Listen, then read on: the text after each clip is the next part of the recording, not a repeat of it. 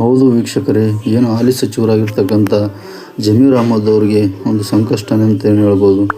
ಯಾಕಂತಂದರೆ ಏನು ಮೊನ್ನೆ ನಡೆದಂಥ ಬೈ ಎಲೆಕ್ಷನ್ ಚುನಾವಣೆಯಲ್ಲಿ ಮುಸ್ಲಿಂ ಸಮುದಾಯದ ಮತದಾರರು ಸಮರ್ಥ ಅವರಿಗೆ ಓಟು ಅಂದರೆ ಮತ ಹಾಕಿಲ್ಲ ಅಂತೇಳಿ ಗಂಭೀರ ಒಂದು ಆರೋಪವನ್ನು ಸಲೀಂ ಅಹ್ಮದ್ ಮತ್ತು ಇನ್ನೊಬ್ಬರು ಮಾಡಿದರು. ಇದರ ವಿಚಾರವಾಗಿ ಹೈಕಮಾಂಡ್ಗೆ ವರದಿ ಕೂಡ ಕೊಟ್ಟಿದ್ದರು. ಹಾಗಾಗಿ ಜಮೀರ್ ಅಹ್ಮದ್ ಅವರಿಗೆ ಒಂದು ಸಂಕಷ್ಟನೇ ಹೇಳ್ಬೋದು. ಯಾಕಂತಂದರೆ ಜಮೀರ್ ಅಹ್ಮದ್ ಅವ್ರನ್ನ ರಾಜೀನಾಮೆ ಕೊಡಿಸಿ ತಕ್ಕ ಪಾಠ ಕಲಿಸ್ಬೇಕಂತೇಳಿ ಹಲವಾರು ಕೂಡ ಕಾಯ್ದು ಕೂಳ್ತಿದ್ದಾರೆ ಅಂತಲೇ ಹೇಳ್ಬೋದು. ಅದರಲ್ಲಿ ಡಿ ಕೆ ಶಿವಕುಮಾರ್ ಅವರ ಒಂದು ವಿರೋಧಿ ಬಣ ಅಂತಲೇ ಹೇಳ್ಬೋದು ಜಮೀರ್ ಅಹ್ಮದ್. ಯಾಕಂತಂದರೆ ಸಿದ್ದರಾಮಯ್ಯನವರ ಒಂದು ಬಲಗೈ ಬಂಟ ಅಂತಲೇ ಹೇಳ್ಬೋದು.